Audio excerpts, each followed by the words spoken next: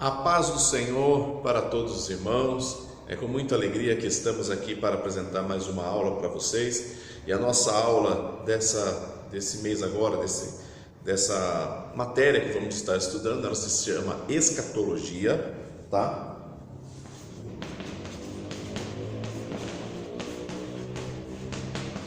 Escatologia, que é o estudo das últimas coisas, tá? E dentro desse estudo vai entrar um pouquinho sobre a questão do Apocalipse, tá? Lógico que nós vamos estar estudando Apocalipse, vamos estar estudando também outros livros bíblicos, porque não tem como você assistir o final do filme, não é?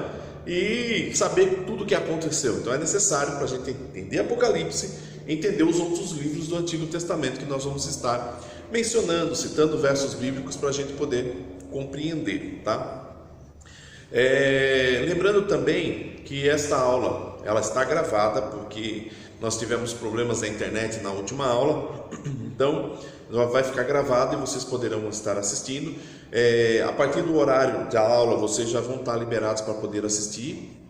Não se preocupem, no meio da aula, ou quase próximo ao final da aula, eu vou liberar um link para vocês já fazerem a sua assinatura de presença. Então eu vou passar no meio da aula ou no finalzinho da aula, eu vou estar apresentando para vocês o link onde vocês deverão estar acessando para marcar o nome de vocês, para saber que vocês estavam assistindo essa aula, tá bom? É necessário que todo mundo faça a sua assinatura e é pessoal, cada um com o seu celular, assine aí ou pelo computador, faça a sua assinatura justamente aí para que você possa ter aí a evidência de que você esteve assistindo o curso, tá? Eu espero que seja proveitoso, que todo mundo possa entender. Qualquer dúvida, manda mensagem ali no WhatsApp, eu estarei online ali e já estarei respondendo para vocês, qualquer dúvida que vocês tiverem, tá? Não se preocupem, a aula será bem simples, bem rápido e vocês aí poderão compreender, eu espero compreender toda a matéria que nós aí estaremos passando para vocês, que é principalmente o estudo do fim das últimas coisas, tá bom? Qualquer dúvida, manda mensagem no WhatsApp ou deixa aí o recadinho nos comentários, a gente vai estar falando um pouquinho. E depois eu passo o link para vocês da chamada, tá bom? Nós vamos falar um pouquinho sobre a questão da escatologia, que é o estudo das últimas coisas, tá?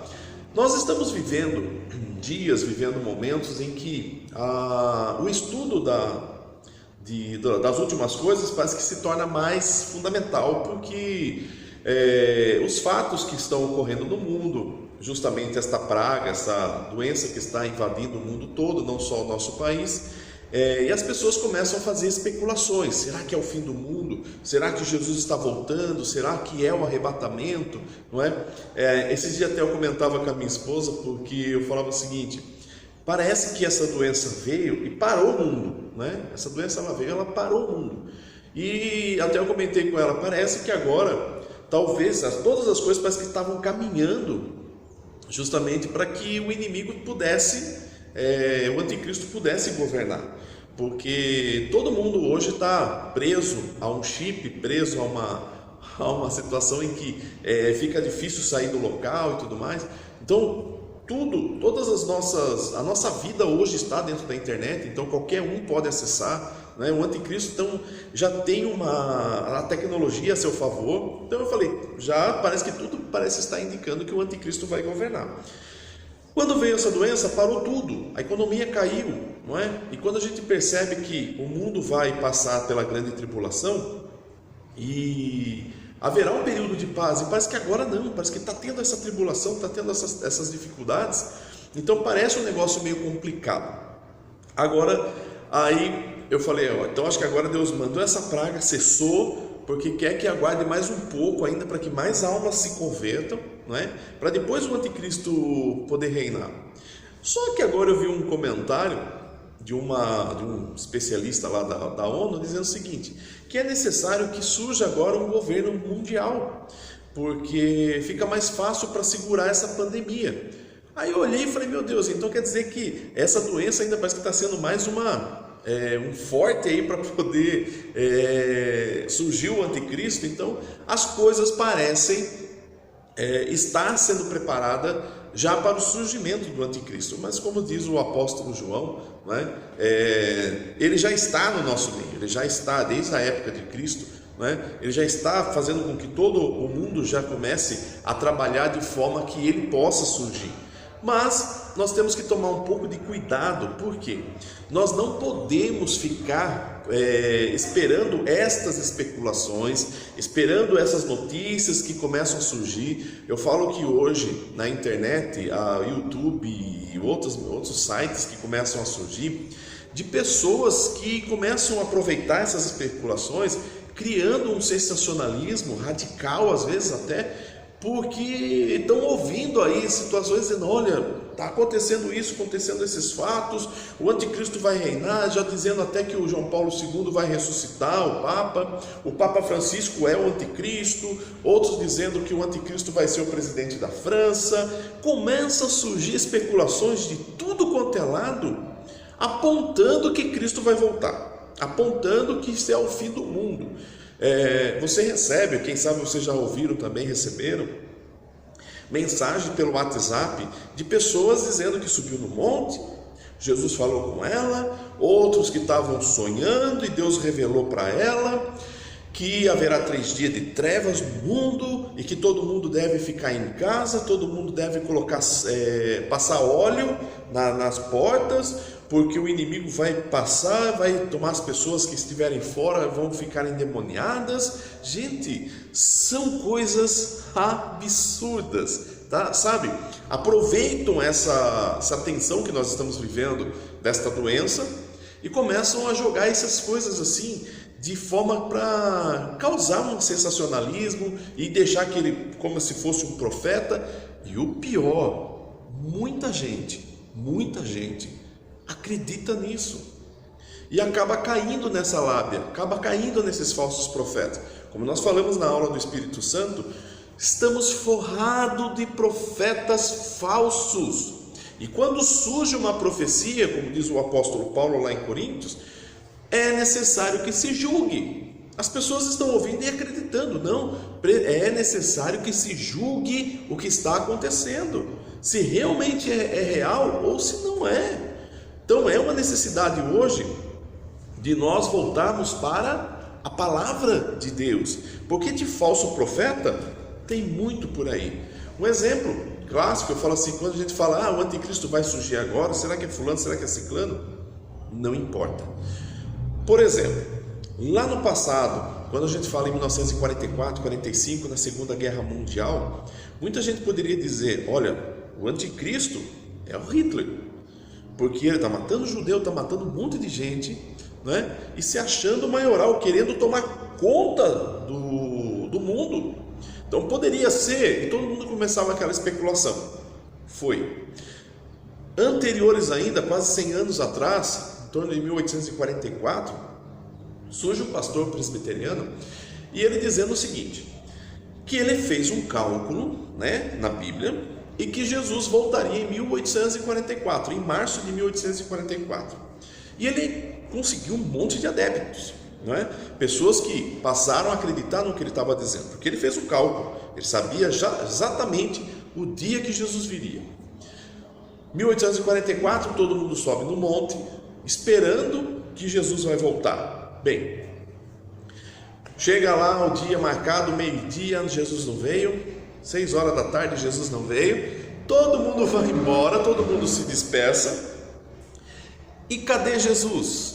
Jesus não veio, todo mundo volta para casa, ele refaz o cálculo, ele diz, olha, eu errei por 1 ano, Jesus vai voltar em 1845, vai subir no monte, todo mundo de branco, todo mundo purificado, sobe no monte, só que agora não é mais a mesma quantidade, caiu absurdamente a quantidade de membros, por quê? Já não acreditavam no que estavam falando. Aí então, 1845, sobe lá no monte, Jesus também não veio, só que, por causa disso, a igreja sofre uma divisão, essa igreja sofre uma divisão e acaba se criando 2 seitas. Primeira, os adventistas, que através da Ellen White, né, e o seu esposo, começam a fazer um novo cálculo e dizer, não, o pastor estava certo. É que na realidade Jesus não veio para a terra. Jesus veio até um céu, onde fica o templo, e lá ele espargiu o seu sangue para trazer salvação. Então quer dizer que a salvação começou só a partir de 1845. E aí as pessoas começam a acreditar. E para estudar a Bíblia precisa ter as profecias de Ellen White. E os adventistas acreditam nela como um profeta de Deus na terra realmente. Gente, absurdo, absurdo. Por quê? Nós precisamos ficar com a palavra de Deus, não no que o homem está falando. Podem surgir profetas, podem surgir outras pessoas, mas eu não posso abandonar a palavra e acreditar em profeta, acreditar em mulheres ou profetisa como ela, que as pessoas acreditaram e falaram, não, ela é a profetisa. Nós precisamos nos voltar para a palavra de Deus. Então, e eles focaram nos pensamentos e no que ela acreditava, e até hoje ficam nesse pensamento. Cuidado. Outra, surge então os testemunhos de Jeová, justamente por causa dessa divisão. Em 1845, Charles Russell também já separa o seu grupo, refaz uma nova tradução da Bíblia, colocando as suas ideias nessa nova tradução para tirar a questão de Jesus como Deus, tá? Jesus agora é apenas um homem, como um profeta qualquer, e aí começa a mudar, fazer mudanças dentro da Bíblia, gente. E aí hoje, por exemplo, que nem nos Testemunhos de Jeová, você precisa ter o livro do Charles Russell para poder acompanhar a Bíblia. Gente, Jesus deixou bem claro, o meu povo erra por não conhecer as Escrituras. Nós, como estudantes de teologia, temos que estudar a palavra de Deus. Se nós não nos focarmos na palavra de Deus, realmente estamos caindo num problema. Podemos ser enganados por essas pessoas, podemos ser enganados por falsos profetas, como hoje na internet você encontra infinidade de falsos profetas, se dizendo que ouviu mensagem de Jesus, que ouviu mensagem de Cristo, porque ele subiu no monte, porque ele fez tal sacrifício, porque Deus falou com ele. Para. Se não estiver com o foco dentro da palavra, são falsos profetas. Por isso que nós temos que nos basear no que está escrito nas Santas Escrituras. Ela é a palavra de Deus e ela explica-se por si só. Eu não preciso de ninguém, eu não preciso de nenhum profeta, eu não preciso de nenhuma escritura à parte, não preciso do livro do seu ninguém para estudar as Escrituras. As Escrituras, ela cabe a mim, como estudante, lê-la com um espírito sincero, com o Espírito Santo em mim, para que eu possa compreendê-la. Por isso, nós temos que tomar muito cuidado, tá? Estude a palavra de Deus e pare de ficar acreditando nesses falsos profetas, nesses caras que ficam aí falando bobagem. Quer ver um exemplo? Vamos ler lá em Mateus. Jesus deixou claro para nós, Mateus capítulo 24, o que nós deveríamos fazer com os acontecimentos que estão para acontecer. Olha só, Jesus está saindo do templo, os discípulos começam a mostrar para ele o templo, a base, como tudo foi feito, e Jesus fala, não ficará aqui pedra sobre pedra. E eles estão todos atentos, aguardando para ver o que realmente vai acontecer. E aí quando Jesus se senta lá no monte, ele senta aos pés e começa, Senhor, o Senhor falou lá, que vai ficar pedra sobre pedra, tem como o Senhor contar para nós o que vai ser as coisas no fim do mundo? Não é? O que vai acontecer no final? E aí Jesus agora começa a explicar. Vamos ler? Mateus capítulo 24, a partir do verso 3, diz assim,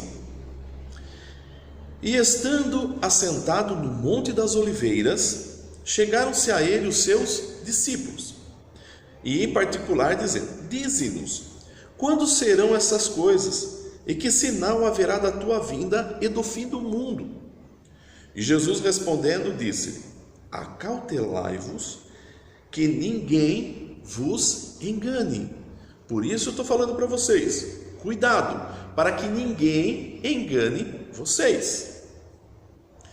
porque muitos virão em meu nome, dizendo eu sou o Cristo, e enganarão a muitos. E Jesus está dizendo que virão muitos em nome dele. E o que a gente vê hoje, principalmente na internet e no YouTube, pessoas dizendo, não, eu ouvi Jesus falar comigo, Cristo falou comigo, eu subi no monte, eu ouvi, tive um sonho e Deus falou comigo. Estão vindo em nome de Cristo, em nome de Deus, dizendo que Deus revelou alguma coisa. O que Jesus está dizendo para nós?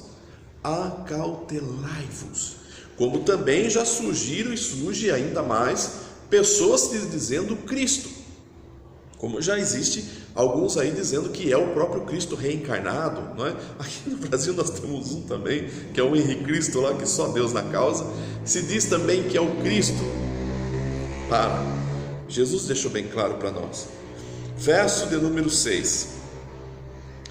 E ouvirei de guerras e de rumores de guerras. Lembra o ano passado, começo desse ano, que a Coreia do Norte, justamente com os Estados Unidos, começou a ter uma certa briga entre eles, e um ameaço dizendo que vai mandar uma bomba atômica, outro também dizendo que vai atacar, mísseis sendo preparados, sendo testados, os Estados Unidos já se aproximando da Coreia, através de navios e tudo mais. Começou aquela sensação de rumor de guerra, o mundo todo preocupado, alguns alunos mandando mensagem para mim, professor, é o fim do mundo, está chegando o final, e agora, o que vai acontecer? Vai ter bomba atômica e tudo mais? E eu falava a seguinte mensagem, Jesus dizendo, acautelai-vos, que ainda não é o fim. Aí ele diz aí, verso 6, e ouvireis de guerras e de rumores de guerras, olhai, não vos assusteis, tá? Por quê? Porque é mistério que isso tudo aconteça, mas ainda não é o fim.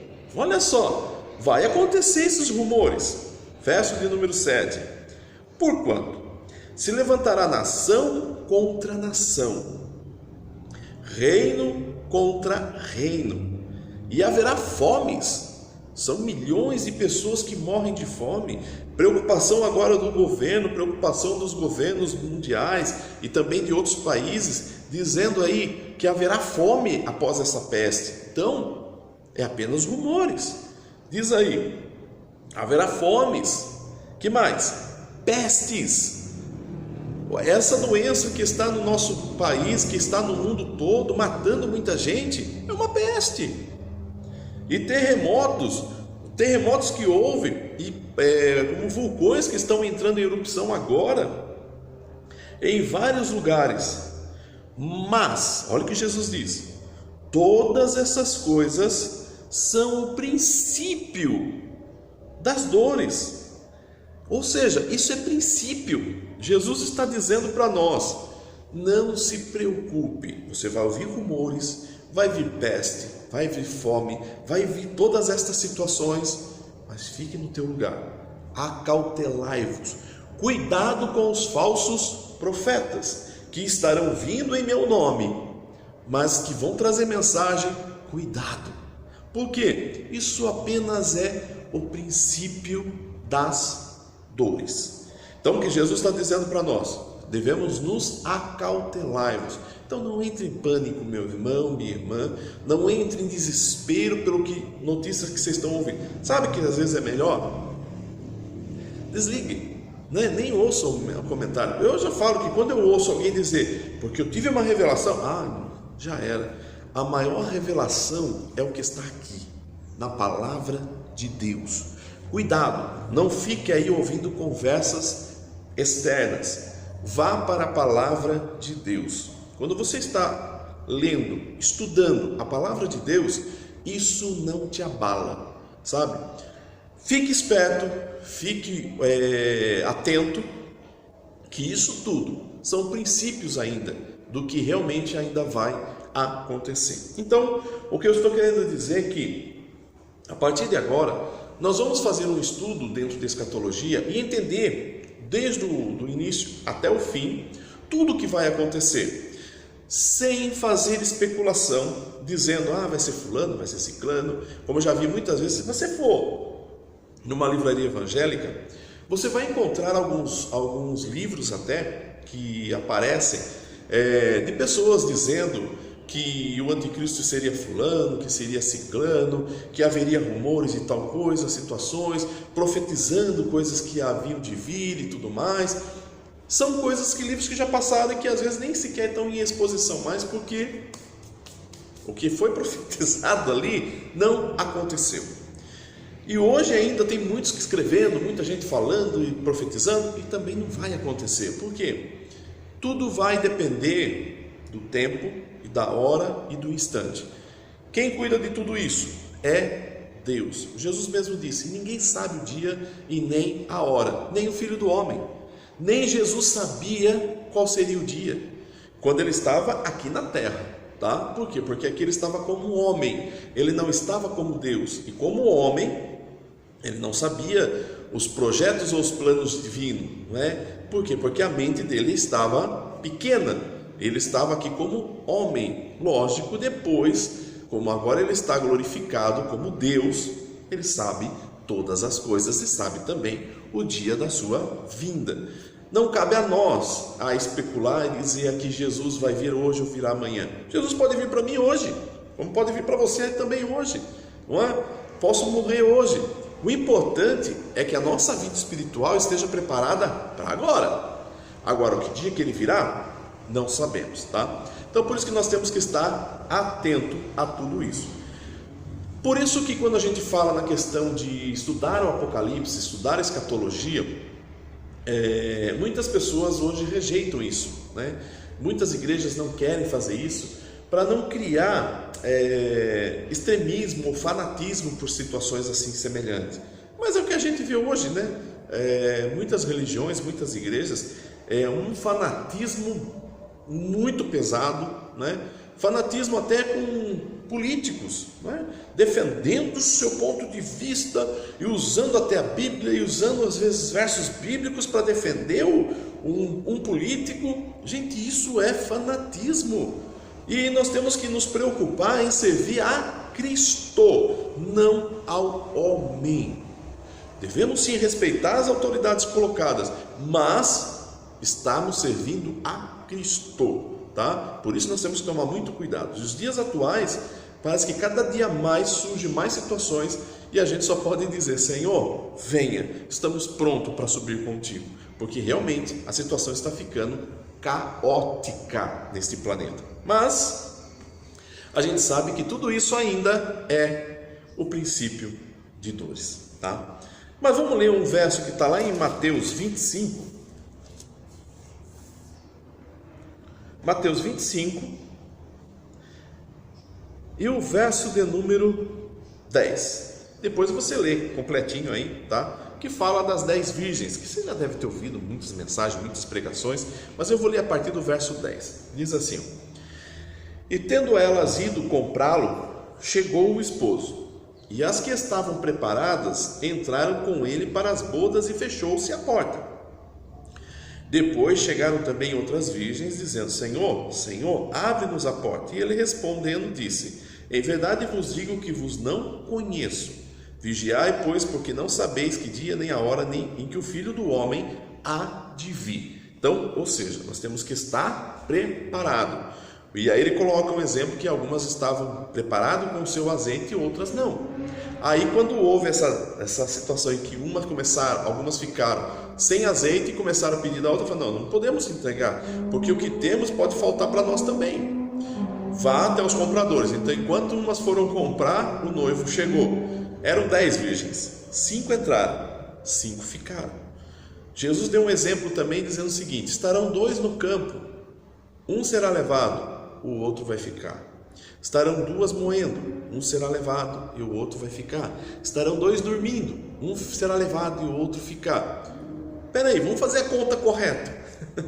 Parece que metade vai e a outra metade fica. Então quer dizer que metade da igreja hoje vai e a outra metade fica. Aí eu preciso observar o que está lá em Apocalipse. quando você sabe lá a história das 7 igrejas, tá?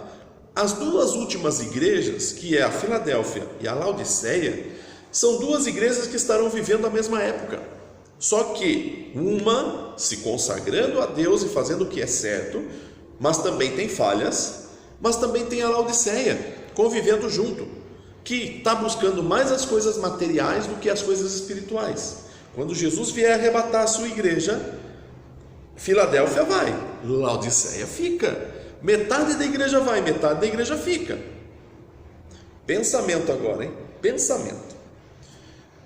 Se você olhar para a sua igreja hoje, toda aquela multidão, se você escutar o soar da trombeta, qual metade você faz parte? A metade que sobe ou a metade que fica? Porque a gente sabe que metade da igreja vai ficar. Aí você vai dizer, como assim, pastor? A metade da minha igreja vai, metade vai ficar? Estou falando de uma forma geral, de uma igreja mundial, tá? Então metade da igreja que está no mundo sobe, a outra metade fica. Por quê? Porque ela vai passar pela grande tribulação. O que nós estamos vendo dentro da palavra de Deus? Quando Jesus vier buscar a sua igreja, uma igreja vai subir com ele e a outra vai ficar. Então, se hoje as 2 igrejas estão sentindo o princípio das dores, uma será levada, a outra vai ficar. Mas por que fica?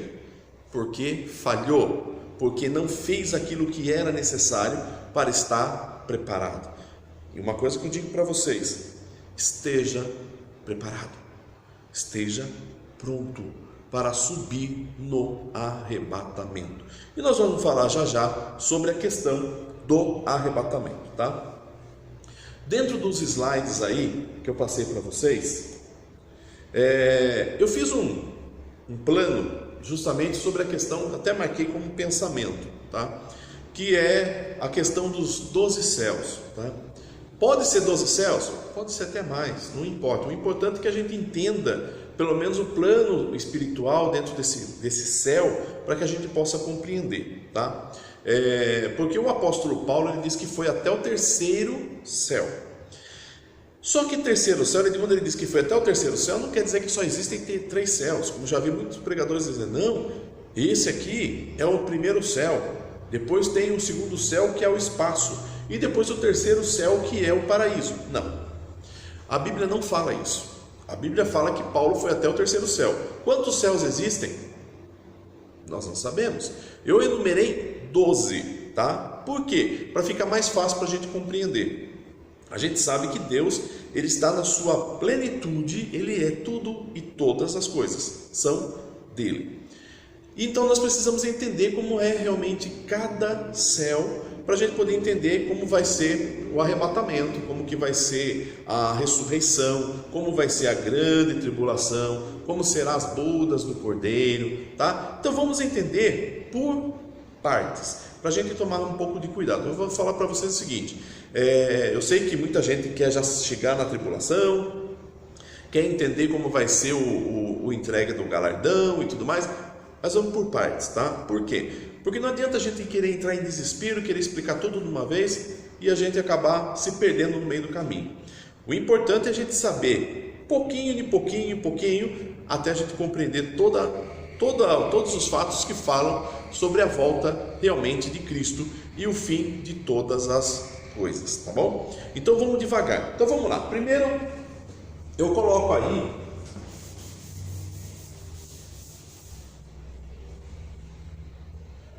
que é o 1º céu. Então vamos lá, vou colocar aqui embaixo. O 1º céu, por que eu preciso entender? Porque nós estamos falando sobre a questão da terra. E eu preciso entender porque nós vamos subir ao céu, nós vamos estar no céu, depois nós vamos voltar para a terra. Tudo isso vai acontecer, o que a gente observa lá no Apocalipse, tá? Mas vamos entender primeiro alguns céus, tá? Eu não vou explicar tudo agora, porque vai ser aos poucos, como eu falei. Vamos entender o 1º céu agora. Primeiro céu. O 1º céu está lá em Jó. Vamos abrir as nossas Bíblias aí no livro de Jó.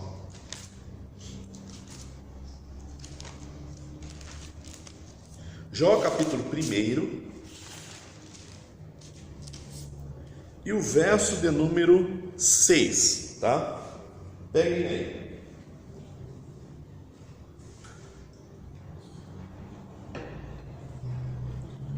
Jó, capítulo 1, verso de número 6. Acharam? Diz aí: E vindo um dia em que os filhos de Deus vieram apresentar-se perante o Senhor, veio também Satanás entre eles, tá? O que acontece? Satanás e os anjos, não sei se dá para ver, dá, né? Que estão aqui convivendo nesta terra. A gente sabe que a terra é material, certo? A terra, ela é material. Tudo aquilo que eu consigo pegar é material, não é? Eu consigo sentir, é material. Acontece que os anjos, eles são seres espirituais e eles estão também aqui no nosso plano terreno.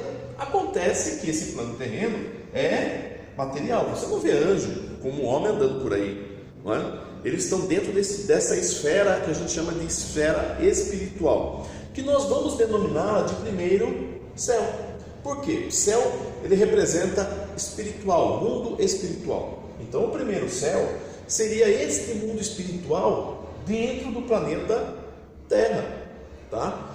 Como você já ouviu assim, a Bíblia diz assim, acho que é Salmos, né, que diz assim, que os anjos do Senhor,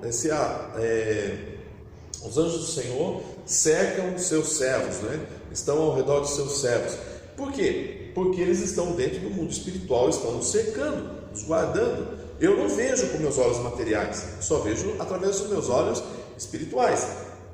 O caso do profeta Eliseu, que quando foi fechada a casa dele com o exército, e aí o próprio rapazinho lá, o jovem, chegou e falou: Senhor, fecharam nós vamos morrer. Aí ele faz uma oração e diz: Senhor, abre os olhos do moço. O moço olha para a janela e vê, realmente o exército é grande, mas existem carros e cavalos de fogo, não é? Nos guardando, porque ele estava vendo agora o mundo espiritual. Então nós podemos ver o mundo espiritual, mas os meus olhos hoje são materiais.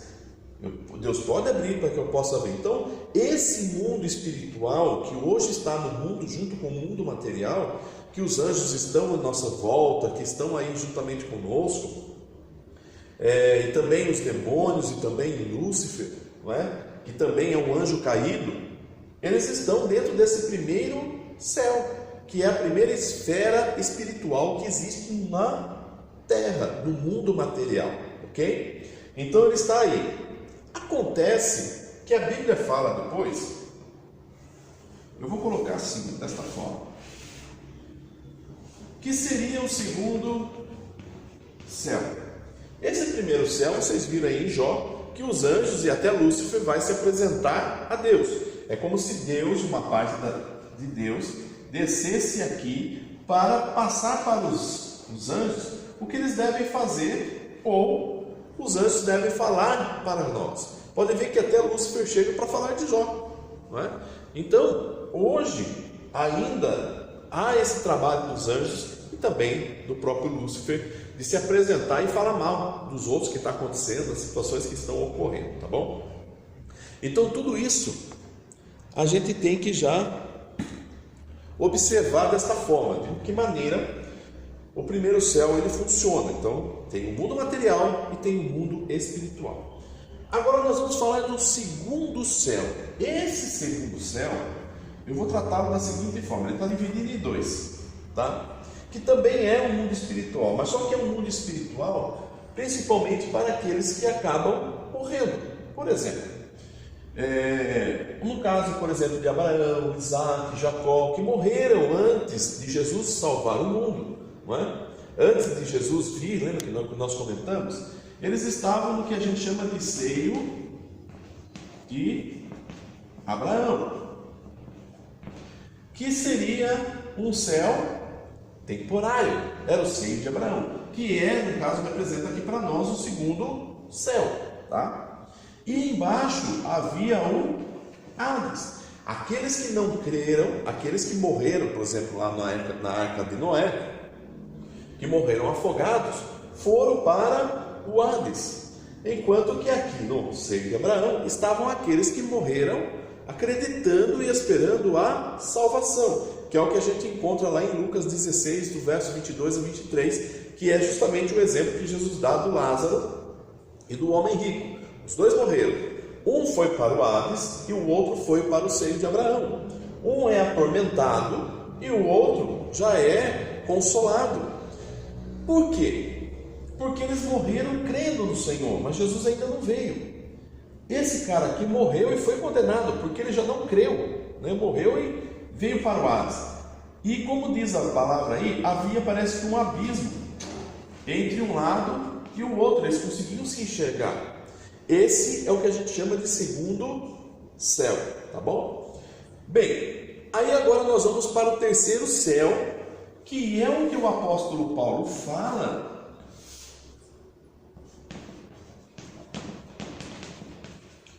que nós vamos chamá-lo de terceiro céu. O que é o terceiro céu? É o paraíso, que está lá em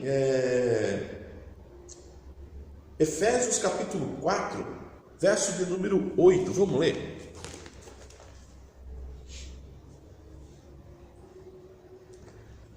Efésios capítulo 4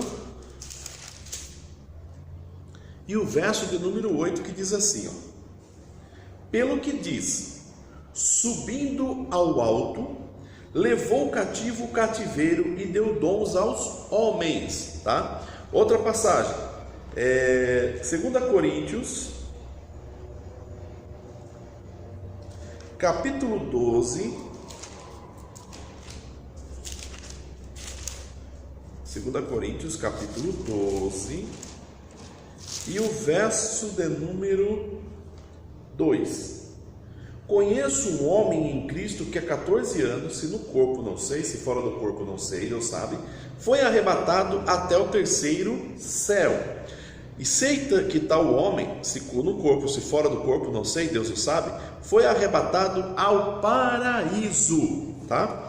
Então, terceiro céu para nós é o paraíso. Então quer dizer que houve dois céus abaixo, tá? O primeiro, que a gente viu, o segundo, que é o seio de Abraão, que a gente leu agora em Efésios 4, verso 8, que ele levou cativo o cativeiro. Jesus, quando na cruz do Calvário, pegou esse povo e levou para o paraíso. Todos hoje que morrem em Cristo, salvo, vão para o paraíso. E lá, como diz o apóstolo Paulo, coisas gloriosas existem, que não tem nem como explicar ou como falar. Bem, todo mundo está indo para o paraíso hoje, tá? Todos os que são salvos, tá? Aqueles que são condenados ainda continuam indo para o segundo céu, no qual pertence o Hades, tá? Hoje o Hades está lá e o seio de Abraão está vazio. Como eu falo sempre, se você morrer antes do arrebatamento e tiver na dúvida ainda, não se preocupe. Quando você subir, porque dois anjos virão, como diz lá em Lucas, né? Lucas 16, anjos virão, pegarão você, como fez com o Lázaro, levarão, terão que subir. Como ele vai subir, ele vai ter que passar por todos os céus, certo? Está vindo lá da terra. Você vai ver o primeiro céu, onde o mundo espiritual, a partir do momento que você fechar os seus olhos, você já passa ao mundo espiritual. Você vai subindo, você vai poder passar e ver o seio de Abraão. Pede para o anjo, aqui que é o seio de Abraão, ele vai falar, tá vendo, está vazio. Por quê? Porque todo mundo agora vai para o paraíso. Faz esse teste, mas não tem que você morrer, tá bom? Se for o arrebatamento, vai ser um pouquinho diferente. Por quê? No paraíso estão todos aqueles que foram salvos. Estão lá, guardados aqui, no paraíso. Quando a gente fala do arrebatamento, a Bíblia diz que os mortos ressuscitarão primeiro, e depois nós que estivermos vivos seremos transformados. Então o que acontece? Quem está no paraíso hoje, vamos imaginar que Jesus agora avisa o pessoal do paraíso e fala: ó, gente, o arrebatamento vai acontecer. Então, as pessoas que morrerem hoje, tá?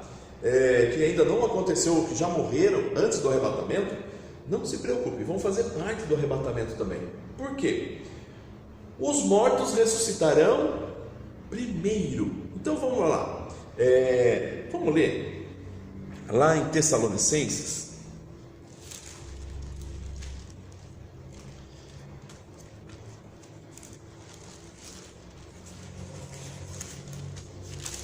Lá em Tessalonicenses fica mais fácil.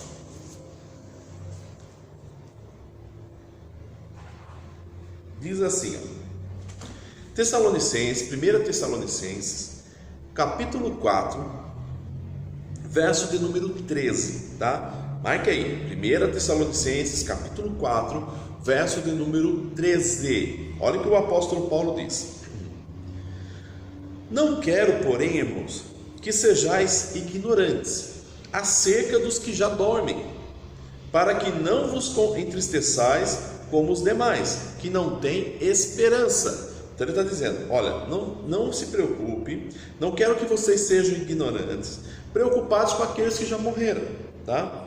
Por quê? Porque é diferente daqueles que não têm esperança, que não acreditam que haverá uma ressurreição. Olha o que ele diz: porque se cremos que Jesus morreu e ressuscitou, assim também aos que em Jesus dormem em Deus, quer dizer que já morreram, tornará a trazer com ele. Tornará a trazer, porque eles estão no paraíso. Jesus vai vir arrebatar a igreja, esse povo virá descer para a terra. Olha o que ele está dizendo: para trazer com ele. Dizemos-vos, pois, isto pela palavra do Senhor, que nós, os que ficarmos vivos, se eu estiver vivo no dia da vinda do Senhor, não precederemos os que dormem. Eu não vou precisar morrer, porque Jesus está vindo arrebatar a sua igreja. Porque o mesmo Senhor descerá do céu com alarido e com voz de arcanjo e com trombeta de Deus, e os que morreram em Cristo ressuscitarão primeiro. Então, vamos imaginar o seguinte: Jesus virá arrebatar a sua igreja, o povo que está aqui vai descer para a terra novamente, vai ressuscitar num corpo, que era o corpo dele. Mas não se preocupe, tem pessoas que estão preocupadas no seguinte: ai, mas e aquela pessoa que perdeu um braço? Ou aquela pessoa que doou o coração, doou o rim, doou o pulmão, não é? O que vai acontecer? Imagine que eu morri, eu doei meu coração, e a pessoa está viva, né, usando o meu coração, e Jesus vem arrebatar a igreja. Meu coração vai voltar e o cara vai morrer? Não, gente, para. Tudo isso aqui é pó. Quando fala da ressurreição, é da ressurreição que vai surgir. Ou seja, você vai ter um corpo, tá? E este corpo vai ser o corpo glorioso, tá? É necessário ressurgir como corpo normal, tá? Do pó da terra, e vai ser transformado, tá? Quer ver justamente por quê? Lá em 1 Coríntios, capítulo 15, vamos ler? 1 Coríntios, capítulo 15, e o verso de número 51 e 54, a 54, diz assim, ó: eis que vos digo um mistério. 1 Coríntios 15, versos 51 a 54. Eis aqui vos digo um mistério: na verdade, nem todos nós dormiremos, mas todos seremos transformados, num momento, num abrir e fechar de olhos, ante a última trombeta, porque a trombeta soará e os mortos ressuscitarão incorruptíveis, um corpo glorioso, e nós seremos transformados. Então quer dizer, os que vão ressuscitar, já vão ressuscitar num corpo incorruptível, um corpo maravilhoso, um corpo que já não tem mais corrupção do mundo, tá? Ele já não vai se deteriorar, é um corpo incorruptível, igual o corpo de Cristo, tá? Verso 53: porque convém que este corpo que é corruptível, se revista de incorruptibilidade, ou seja, se torne incorrupto, não é? Incorruptível, se revista de incorruptibilidade, e isto que é mortal se revista de imortalidade, porque agora não vou morrer mais. E quando isto que é corruptível se revestir de incorruptibilidade, e isto que é mortal se revestir da imortalidade, então cumprir-se-á a palavra que está escrita: tragada foi a morte na vitória. Aleluia! Ou seja, o meu corpo vai se transformar num corpo glorioso, um corpo incorruptível, um corpo que agora será imortal. Deu para entender? Agora volta lá de novo em 1 Tessalonicenses capítulo 4 e vamos ler verso 16. Porque o mesmo Senhor descerá do céu com alarido, voz de arcanjo, que é a trombeta, com a trombeta de Deus, e os que morreram em Cristo ressuscitarão primeiro. Então aquele que vai ressuscitar já vai ressuscitar num corpo glorioso. Depois nós que ficarmos vivos seremos arrebatados juntamente com ele nas nuvens, a encontrar o Senhor nos ares. Assim estaremos sempre com o Senhor. O que ele está querendo dizer então? Vamos lá. Nós estamos, vamos dizer que quem já morreu, né? Parentes nossos que morreram salvos, vamos lá, estão lá no paraíso. Jesus fala que vai ter o arrebatamento. Jesus virá, vai soar a trombeta lá na terra. Os que estão aqui no paraíso vão descer, vão ressuscitar na terra, e no mesmo instante que ele ressuscitar, eu também serei transformado. Juntos vamos encontrar o Senhor nos ares, que seria aqui o primeiro céu. Encontrando com ele aqui, sim, ele vai nos levar agora para o quarto céu, que depois eu vou explicar, tá bom? Depois eu vou explicar. Por quê? Porque vamos por etapa. Deu para entender essa parte? Mundo material, primeiro céu, que é o céu onde está o mundo espiritual, e você encontra os anjos, você encontra lá Lúcifer, encontra as pessoas que aí estão, que são os seres espirituais. Temos o segundo céu, tá? Que é o seio de Abraão e o Hades. Hoje só funciona o Hades, o seio de Abraão está vazio. E também temos o paraíso, que é onde todos que morrem salvos vão para o paraíso. No arrebatamento, eles virão, serão transformados e subirão com Jesus. Espero que tenham compreendido. Qualquer dúvida, só perguntar, a gente vai estar esclarecendo esse pensamento aí, tá bom? Então vamos seguir à frente agora. Depois eu vou falar sobre o quarto céu, o quinto céu e tudo mais. Só que vamos por partes, tá bom? Então vamos entender o que realmente vai acontecer. Em Daniel capítulo 2, lá no capítulo 2, depois se você puder ler, leia o capítulo 2, ele vai falar principalmente de 4 reinos, tá? Lembra que o Nabucodonosor teve um sonho, ele sonhou com uma estátua gigante. Nessa estátua gigante a cabeça era de ouro, o peitoral era feito de prata, né? A parte da cintura até a parte das coxas aqui era feita de bronze, as pernas eram feitas de ferro e os pés mistura de barro e ferro.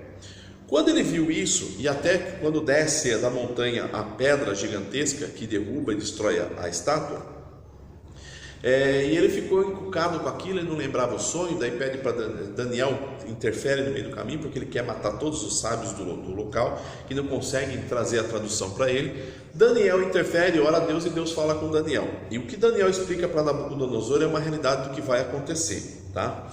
O que acontece? Vamos falar agora do que nós estamos falando na terra, tá? Por quê? Eu preciso entender o que vai acontecer na terra, para depois entender o que vai ocorrer no céu. Então o que acontece? Na terra, Daniel já demonstra lá para nós que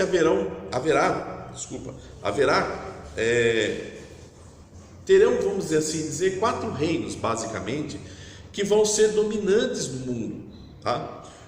O cabeça de ouro é Nabucodonosor, que é o reinado de Babilônia, tá? Então a contagem do tempo começa lá com Babilônia. E é interessante que depois lá em Daniel 9, Deus ele faz uma contagem já iniciando já com o templo, quando eles retornam de Babilônia. Então o tempo vai começar a contar. Já se inicia a contagem justamente de Babilônia. Babilônia, que foi lá quando o povo de Israel foi levado para o cativeiro. Lembra quando eles saíram do Egito e passaram a conviver na terra de Israel, e depois de Josué, eles acabam caindo no pecado, na idolatria. Aí surge a questão dos juízes, né? E cada um fazia o que achava melhor, e aí vai uma confusão, uma situação, o povo dominando, os midianitas, depois Deus se livrando, colocando juízes para livrá-los, até que surge o rei Saul, o rei Davi, né? Vai surgindo os reis no período dos reis aí, e o povo continua idólatra, o povo continua adorando as estátuas, tanto de pedra, de madeira, queimando incenso, fazendo holocausto, e Deus se irrita com essa situação. E por um último momento, Nabucodonosor invade o território de Israel e de Judá e leva todos eles para a Babilônia. Lá eles vão ficar 70 anos presos em Babilônia. Até Deus aí nos profetas, diz até o profeta Jeremias, dizendo para eles que eles deveriam ficar por lá, que eles deveriam ter filhos, que eles deveriam ter casa, porque depois de 70 anos eles voltariam. Aí o próprio Daniel, que foi levado para a Babilônia, ele começa a fazer um estudo sobre o livro de Jeremias, e ele percebe que a promessa é de 70 anos, e ele diz: Senhor, é 70 anos a tua promessa, como é que vai funcionar? Aí o anjo vem e explica para Daniel: não se preocupe agora que a gente vai estudar tudo isso com detalhes, tá? E explica para ele que quando eles voltarem, construírem o templo, que o templo de Salomão foi derrubado, agora eles vão ter que reconstruir o templo novamente, e isso vai acontecer lá já no Malaquias, já no Esdras e Neemias. Está vendo como todos os profetas, os livros estão interligados para a gente entender o futuro, né? Então começa lá, quando eles vêm para o território de Israel, acabam pecando, chega o período de reis, Babilônia invade, leva todo mundo para Babilônia. Israel e Judá estão presos em Babilônia, ficam 70 anos presos em Babilônia. Daniel está em Babilônia, e ele começa a estudar os rolos do profeta Jeremias, e ele observa que são 70 anos que está determinado. E aí ele começa a perguntar para Deus: quando que vai realmente acontecer essas coisas? Não é? Quando que o Messias virá? E aí vai começar lá em Daniel capítulo 9, vai falar um pouquinho sobre isso, a volta do Messias, né? No caso, a vinda do Messias e depois o seu retorno. E aí vai ter então uma contagem de tempo, e a gente vai observar tempo por tempo. Não se preocupe agora que eu vou passar detalhes e detalhes sobre realmente o que vai acontecer, mas é só para a gente poder entender. Então vem Babilônia. Aí Babilônia, então, pode-se dizer que é o ponteiro do relógio de Deus. Começa a contagem do tempo de Deus, porque até que haja o fim, tá? Por isso que Jesus disse: eu sou o alfa e o ômega. Ele é o começo e ele é o fim. Mas ele começa a contagem de tempo, principalmente para o povo de Deus, em Babilônia. Depois de Babilônia vem o Medo-Persa, né? Enquanto Babilônia é a cabeça de ouro da estátua, Medo-Persa, que é o povo que retorna, que acaba dominando o território babilônico e dando livramento para Judá e Israel a voltarem para sua terra, e é quando eles vão relevantar o templo novamente. Medo-Persa, que seria o peitoral de prata. Daí vem, depois disso, vem o domínio da Grécia, e o domínio da Grécia ele também se torna importante. Por quê? Porque os gregos eles dominam a região, e a linguagem grega, por ser mais fácil e mundialmente falada, as escrituras são traduzidas para o grego. Então quer dizer que agora a Bíblia para nós, que na época eram rolos e pergaminhos, ela foi toda traduzida para o grego. E traduzida para o grego, e como o Novo Testamento também foi feito no grego, ela se torna uma linguagem universal. O grego é uma linguagem fácil de aprender e fácil de falar. Então a Bíblia agora se torna versátil para todos os povos, e todos os povos podem ter essa liberdade. Então a partir de agora dos gregos, a Bíblia começa a se espalhar pelo mundo, né? A palavra de Deus começa a se espalhar pelo mundo. Aí então entra o povo romano. O povo romano, que vai acontecer já no último período. Então vamos lá. A Babilônia começa mais ou menos no ano 600 a.C., tá? 626 a.C. Depois vem o Medo-Pérsia, já no período de 539 a.C. Vem depois a Grécia, já no período 330 a.C. Aí eles vão até mais ou menos no ano 63 a.C., quando o povo romano então fecha o cerco. Fecha o cerco para Israel e Judá, fechou todo o território e agora eles estão aí basicamente mundialmente tomando conta do território. Por que os romanos são importantes? Porque os romanos eles eram extremamente cuidadosos e também eram extremamente criadores de estradas. Por quê? Até hoje, se você for para Israel, principalmente para o território ali europeu, você vai encontrar ainda estradas que ainda eram da época dos romanos. Eles construíam estradas que permaneceram até hoje. Qual era a ideia? Toda rua, toda estrada leva a Roma, né? Havia um ditado que falava assim: todo caminho leva a Roma. Então eles levavam e Roma se tornou o centro do mundo. Todas as ruas e estradas levavam a Roma. Por que isso foi importante? Lembra que nós falamos dos gregos que traduziram a Bíblia? O mundo falava grego, até os romanos falavam grego. Pegaram a Bíblia e a Bíblia começa a ser espalhada, principalmente na época da perseguição contra os cristãos. Cada um leva um pedaço da palavra e a palavra de Deus está sendo levada para o mundo todo, né? Principalmente na região do mar Mediterrâneo. Então a gente fala mundo todo, mas principalmente esse território. Quer dizer, a Bíblia começa a ser espalhada, então não tem mais como segurá-la. Agora tudo está sendo encaminhado. Com o povo romano, aí surge então Cristo, não é? Cristo então agora vai ser morto pelo povo romano. E o interessante que os pés da estátua, que vai mostrar lá que é o período já Roma e grego. Por quê? Porque nós hoje vivemos um período de Roma e Grécia. Nós hoje temos, por exemplo, no nosso país, né, dentro da questão da, como podemos dizer, governo, né? Hoje nós vivemos a democracia, que é grega. Ela vem da Grécia. República, Grécia. Quando a gente fala na questão do direito, né, de leis, regras, nós estamos falando de coisas romanas. E hoje a gente observa ainda o povo romano convivendo ainda nos nossos dias. Por quê? A Igreja Católica Apostólica é o quê? Romana. Ela segue ainda os rituais romanos. Então nós estamos aí a mistura de barro e ferro. Por quê? É uma mistura fraca, porque não tem nem tanto grego nem tanto romano. Então é uma mistura que somos nós nos dias de hoje. Aí a estátua ela está de pé e vem uma rocha. E a rocha quem é? Cristo. Cristo vai derrubar todos estes reinos. E aí sim vai surgir o reino milenar. Até o governo do anticristo vai entrar nesse período do pezinho da estátua que tem 10 dedos, que são os 10 reinos que vão estar apoiando o anticristo. Deu para entender? Então a estátua de Babilônia, ela realmente representa o período de tudo do que vai acontecer até o milênio, quando Cristo vai reinar sobre o mundo. A estátua então de Nabucodonosor, ela nos dá o exemplo do período das situações que vão ocorrer. E aí é por isso que a gente pode entender desta forma.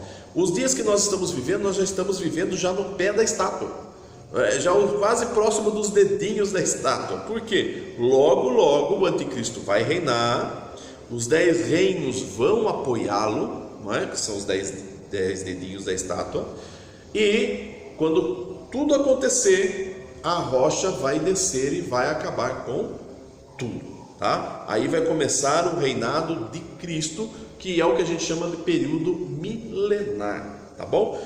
Não se preocupe que eu falei para vocês, gente. Eu estou só dando uma abertura para que vocês entendam todo o período histórico e depois a gente vai falar detalhadamente cada situação. Então não se preocupe, e agora eu não entendi o que ele está querendo dizer. Calma, não se preocupa, que nós vamos detalhar ponto por ponto para ficar mais fácil a compreensão, ok? Então vamos lá agora, aí dentro do slide também tem o plano divino através dos séculos. Não sei se vocês já viram, ou tem um livro que é o Plano Divino. O autor ele faz aí desde o início, começo do mundo, até o fim de todas as coisas. Ele faz um desenho maravilhoso ali. Lógico que tem algumas coisas que a gente percebe que está um pouquinho fora, mas dá para a gente entender o pensamento que ele tinha, qual era o objetivo que ele tinha, que era mostrar todo o plano através dos séculos, né? O que realmente vai acontecer. E aí vocês vão observar a estátua de Nabucodonosor, ela deitada, né, compridinha ali, dividindo todo o período da igreja e o que vai realmente acontecer dentro desse ponto histórico que nós vamos estar aí observando, tá? Então o que a gente observa? Que a volta de Cristo, ela é a realidade. A palavra de Deus, ela fala várias vezes sobre a questão da volta dele, não é? Vamos ler aí, quer ver, ó? Lá em Atos dos Apóstolos, nos evangelhos a gente vê e lê Jesus falando várias vezes que ele vai voltar. Um exemplo, vamos antes disso, o Evangelho de João, capítulo 14, Jesus já deixa bem claro para nós, ó. Capítulo 14 do Evangelho de João, verso 1: Não se turbe o vosso coração, credes em Deus, crede também em mim. Na casa do meu Pai há muitas moradas. Se não fosse assim, eu vou-lo teria dito: vou preparar-vos lugar. E se eu for e vos preparar lugar, virei outra vez e vos levarei para mim mesmo, para que aonde eu estiver, estejais vós também. Então quer dizer, Jesus já está dizendo, profetizando para nós que ele vai ir, mas que ele vai voltar. Essa é a nossa esperança. Agora lá em Atos, capítulo 1, e o verso de número 11, vamos ler? Diz assim, ó, Atos capítulo 1, verso de número 11: Os quais lhe disseram: varões galileus, por que estáis olhando para o céu? Esse Jesus que dentre vós foi recebido em cima do céu, há de vir, assim como para o céu os vistes ir. Quer dizer então que, logo que Jesus sobe ao monte, e os discípulos estão ali esperando que ele fale suas últimas palavras, Jesus sobe aos céus. E eles ficaram olhando, esperando ver o que realmente ia acontecer. Aí os anjos aparecem dizendo: por que vocês estão olhando para cima? Esse Jesus que vocês viram subir, ele logo vai voltar. Quando ele voltar, vai nos levar para si, tá? Então quer dizer que Jesus está para voltar. E isso toda a palavra de Deus, ela declara bem claro. Eu deixei aí alguns versos bíblicos, e vocês podem estar lendo. E acontece que, quando a gente fala do arrebatamento, como a gente viu aqui, ela será dividida em duas partes, tá? Quando a gente fala do arrebatamento, a gente fala justamente que o arrebatamento vai ser dividido em duas partes. Por quê? A primeira parte, Jesus virá para receber a sua igreja, a volta de Cristo, desculpa. A volta de Cristo ela vai ser dividida em duas partes. A primeira que é a parte dos arrebatamentos e depois a volta de Cristo. Por quê? Primeiro Jesus vai vir buscar a sua igreja vai subir. Depois ele vai voltar novamente para reinar com os santos, tá? E isso a gente observa lá justamente na palavra de Deus em Tessalonicenses, em Mateus, nas cartas, nos evangelhos, que mostra que Jesus vai reinar sobre a terra, num período que a gente sabe que será o período de 1000 anos, que está lá em Apocalipse, tá? E a gente vai detalhar cada ponto, cada passagem, tá bom? Então vamos seguir em frente aí. Vamos agora para o livro do Apocalipse, que agora fica mais fácil. Eu dei essa introdução para vocês entenderem como realmente todas as coisas vão acontecer, tá? A gente viu o início, o princípio, percebemos então que haverá o arrebatamento, que Cristo vai reinar sobre a terra. Então a gente viu tudo isso. Agora vamos seguir pontos por pontos, como está no Apocalipse, tá bom? Então vamos lá. Livro de Apocalipse, capítulo 1, verso de número 3, tá? Não dá tempo de a gente ler todo o Apocalipse. Que bom se pudéssemos pegar verso por verso, tivéssemos tempo para ficar um ano aí estudando o Apocalipse, verso por verso, parte por parte, como seria bom, mas não dá, a gente não tem tempo para tudo isso, tá? Então vamos lá, depois se vocês puderem ler o Apocalipse até a próxima aula, porque é curtinho, é um livrinho fácil de entender, né? Mas assim, é um livro que você pode ler e depois a gente vai estar explicando partes por partes. E você já conhecendo um pouco, fica mais fácil. Capítulo 1, vamos ler o verso 1, que diz assim, ó: revelação de Jesus Cristo. Então quer dizer que o Apocalipse, quando escreve revelação, que é a palavra Apocalipse, né? Está dizendo revelação de Jesus Cristo. Então Apocalipse quer dizer revelação. Como eu já vi muita gente dizer assim, não, Apocalipse é um enigma. Não, Apocalipse não é enigma, Apocalipse é revelação. Tudo que está aqui é fácil de compreensão. O que eu preciso é compreender o restante das Escrituras. Se eu não souber o que aconteceu antes aqui, não tem como entender o Apocalipse. Vocês viram que eu fiz um resuminho rápido aí, desde Babilônia até aqui, falando de Israel, quando saiu do Egito, estava falando lá de Êxodo, já de Gênesis para frente, né? De Abraão, que a gente viu aqui partes do Abraão também, de lá de trás, vindo às vezes seguindo reis, profetas e tudo mais. A gente precisa ter esse conhecimento para entender o final. Deu para entender? Então, o que falta assim, muitas vezes, você por que eu leio o Apocalipse e não entendo? Não tem que você ler o Apocalipse, tem que começar lá de Gênesis, começar lá seguindo passo a passo, até Jesus chegar, para depois eu entender o Apocalipse. Pegar só o final do filme não dá, porque nenhuma vez eu dei uma Bíblia de presente para uma colega de trabalho. Eu falei, vou te dar uma Bíblia. Eu falei, puxa, eu nunca ganhei uma Bíblia, eu quero ler. Eu falei, que ótimo. Peguei, eu comprei uma Bíblia e dei para ela. Passada uma semana ela veio falar comigo, viu? Estava lendo o Apocalipse e não entendi nada. Quer dizer, você dá uma Bíblia, a pessoa, a primeira coisa que vai ler o final. Quem que pega um livro e lê o final da última página? Não dá. Você tem que compreender o que aconteceu no começo. Então você tem que ler o que está no começo da Bíblia, para depois você partir para o Apocalipse. Nós vamos fazer esse estudo no Apocalipse, né, esse estudo da escatologia, pegando versos bíblicos, e eu vou estar explicando na medida do possível tudo que está dentro dos contextos dos livros anteriores, ok? Tranquilo? Então vamos lá. Primeiro diz aí, revelação de Jesus Cristo. Então o Apocalipse é revelação, não é enigma, é revelação. Tudo que está aqui é revelado, você consegue compreender, tá? A qual Deus lhe deu para mostrar aos seus servos as coisas que brevemente devem acontecer. Então quer dizer, Deus nos deu para que a gente entenda o que realmente vai acontecer. Não tem como ser um enigma. E pelo seu anjo as enviou e as notificou a João, o seu servo. Aí vem a questão, quem é este João? Não é? Para nós, e dentro da história da igreja, chegou para nós que foi o apóstolo João. Mas existe alguma prova de que era o apóstolo João? Se você lê o Apocalipse, nada fala de que ele era o apóstolo. Mas a gente sabe dentro das Escrituras que realmente é o apóstolo. Vocês querem entender por quê? Vamos ler um pouquinho anterior. Vamos lá para o Evangelho de João.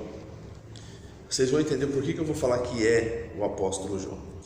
No Evangelho de João, olha só que interessante, lá no último capítulo, vou só explicar para vocês o contexto do final e a gente vai ler o verso.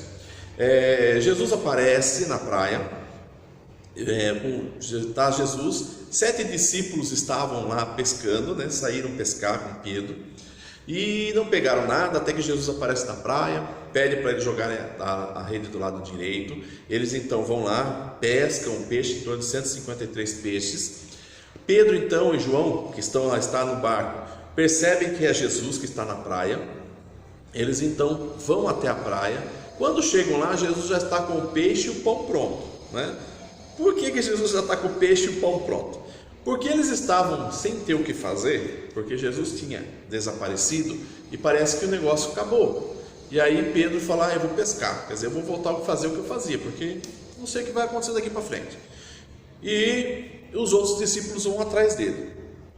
Aí o que acontece é que eles vão bater a rede de um lado para o outro, e nada pega.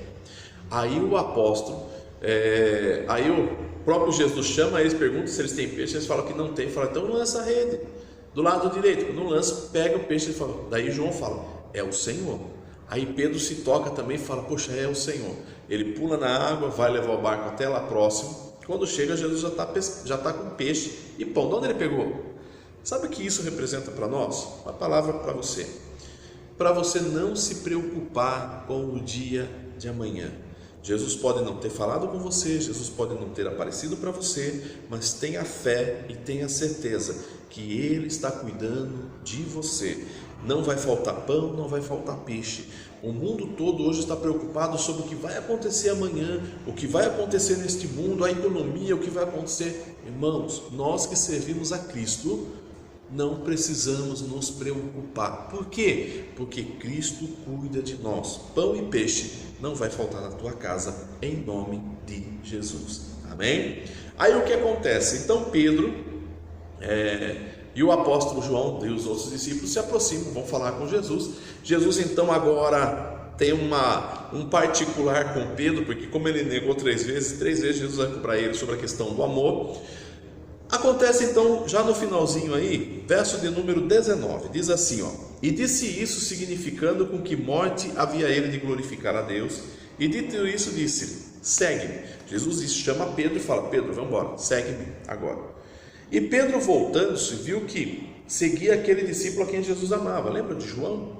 João está vindo atrás, seguindo o Senhor. Ele não apresenta o nome dele no livro. Por quê? Porque ele não quis que o nome dele aparecesse. Sempre você vai ler aquele discípulo a quem Jesus amava, que é o apóstolo João. Foi o único apóstolo que na crucificação esteve presente até o fim, e foi o responsável para cuidar da mãe de Jesus. Ele está seguindo, Pedro está andando com Jesus e João está vindo atrás. João também não sabe o que vai acontecer e começa a seguir atrás. A quem Jesus amava, que na ceia recostara também sobre o seu peito, e que dissera, Senhor, quem é que te há de trair? Vendo Pedro disse a Jesus, Senhor, e deste que será? Então João está falando que é ele, não é? Que reclinou a cabeça sobre ele, ainda perguntou quem havia de trair, que era Judas e tudo mais. Aí João está vindo atrás e Pedro fala, Senhor, e esse o que será? Olha a resposta de Jesus. Disse-lhe Jesus, se eu quero que ele fique até que eu venha, que te importa a ti? Segue-me tu. Divulgou-se, pois, entre os irmãos o dito de que aquele discípulo não havia de morrer. Jesus, porém, lhe disse que não morreria, mas se eu quero que ele fique até que eu venha, que te importa a ti? Olha só, Jesus disse então, se eu quero que ele fique até que eu volte, que te importa a ti? Então divulgou-se entre os irmãos que João não haveria de morrer até Jesus voltar. Aí João dá uma explicação dizendo, não, ele não falou que eu não haveria de morrer, mas ele falou apenas que era para eu ficar, que eu ficaria até a volta dele. Só que todo mundo fala, mas se ele vai voltar, você vai ter que estar vivo, não é? João tentou explicar, mas não explicou muito bem. Acontece que outra situação, é como se Pedro estivesse dizendo, Senhor, e desse? É como Jesus dissesse, cuida da tua vida e deixa o outro para que eu cuide. Entendeu? Cuide da tua vida com Deus, o outro é Ele e Deus. Então houve esse pensamento de que João talvez não morresse até Jesus voltar. Olha que coisa vai acontecer com João. O apóstolo João está lá na ilha de Patmos, né, que a gente vai ler já. De repente ele vê a volta do Senhor. Há tempo de João ainda estar vivo, então por isso que cremos que realmente era o apóstolo João, porque Jesus fez uma promessa, que ele ficaria até a volta, e através de um arrebatamento, ele vê a volta de Cristo. Olha que coisa linda e maravilhosa que acontece com o apóstolo João. Agora vamos lá para o Apocalipse. Vamos lá de novo no capítulo 1, verso de número 2. O qual testificou da palavra de Deus e do testemunho de Jesus Cristo e de tudo o que tem visto. Verso de número 3, marque aí, tá? Bem-aventurado aquele que lê. Se você ler, você já está sendo abençoado, você já é bem-aventurado, já é mais do que feliz. Uma vez, se você lê. E o que ouvem as palavras desta profecia, não é? Então quer dizer, outra, se você está ouvindo, você também vai ser bem-aventurado. E guardam as coisas que nelas estão escritas, porque o tempo está próximo. Estudar o Apocalipse é você ser abençoado 3 vezes. Primeiro, você vai ler, já vai ser mais do que bem-aventurado. Segundo, se você ouvir a palavra desta profecia, já vai ser mais do que bem-aventurado. E terceira, você agora guardá-la no coração, também será bem-aventurado. Por quê? Porque a vinda do Senhor está próxima, está bem próxima. Ok, João agora, ele vai então receber esta ordem de Deus, que ele deverá escrever esta carta, que é a carta do Apocalipse, para 7 igrejas. 7 igrejas que estão ali no território da Ásia, tá? Nós vamos falar sobre cada uma destas cartas. Lembrando que estas cartas, quando João começa a escrever, ele tem uma revelação. E o que é interessante é que estas cartas, essas 7 cartas, não só contam o que estava acontecendo com as igrejas da época que estavam na Ásia, tá? Por exemplo, havia várias situações erradas nas igrejas, nas 7 que havia na Ásia. Quando a gente observa a primeira igreja, a segunda igreja, a terceira igreja, todas elas também parecem mostrar o que acontecia na época da igreja. Como assim? Vamos imaginar a primeira igreja que é a carta de Éfeso. Ela representa principalmente a igreja dos apóstolos. Então ela vai logicamente para a igreja de Éfeso, mas ela representa a igreja dos apóstolos, enquanto os apóstolos estavam vivos, o que eles passaram naquele período. Depois você tem os pais da igreja, que são os discípulos dos apóstolos.